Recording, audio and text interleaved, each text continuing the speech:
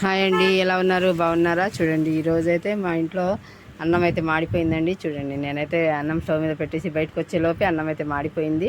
ఇంకా అదే అన్నం అయితే పెట్టుకున్నాను. అంటే మొత్తం మాడలేదు, కొద్దిగా మాడింది. నేను మొన్న చేపల కర్రీ అది చేశాను కదా సండే రోజు. దాంట్లో నుంచి నేను ఎప్పుడు చేపల కర్రీ చేసినా సరే నడుము ముక్కలు అయితే ఎగురు పెడతాను, పులుసు అయితే పెడతాను. తల తోకలు అవన్నీ ఉంటాయి కదా, దాంతో పులుసు అయితే పెట్టేస్తాను, ఎగురు పెడతాను. ఎప్పుడు 4-5 ముక్కలు తీసి ఉంచుతానండి, రెండో రోజు మూడో రోజు ఫ్రై చేసుకుంటానికి. ఈసారి అయితే కొద్దిగా లేట్ అయింది. 4 రోజుల తర్వాత నేనైతే ఫ్రిడ్జ్లో పెట్టేశాను. ఇప్పుడు కరెక్ట్ 4 ముక్కలే ఉన్నాయి. ఎందుకంటే మా ఇంట్లో ఎవరు తినరుగా, నేను మా బావ ఇద్దరమే తింటాము. అందుకని చెప్పేసి 4 ముక్కలు అయితే తీసి పెట్టుకున్నాను. ఇంకా ఫ్రై చేశాను నేను. అన్నం చూడండి, మాడిన అన్నం. నేనైతే తిన్ను, అయినా తర్వాత తీసేస్తాను. ఇదైతే తోటకూర అయితే చేశానండి నేను.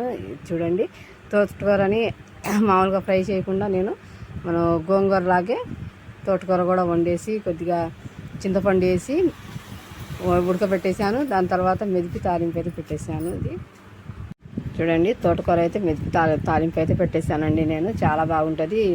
మీరు కూడా ఒకసారి ట్రై చేయండి. తోటకూర మామూలుగా తినలేకపోతే గోంగూర లాగా మనం కొద్దిగా చింతపండు పచ్చిమిరపకాయలు అన్నీ వేసి ఉడకపెట్టేసుకొని మెదిపేసి అది కూడా తాలింపు పెట్టుకుంటే చాలా అంటే చాలా బాగుంటుంది. నేను కూడా ఈ 2-3 సార్లు నుంచి అలా చేస్తున్నానండి. అలా కూడా చేసుకోవచ్చు అని చెప్పేసి.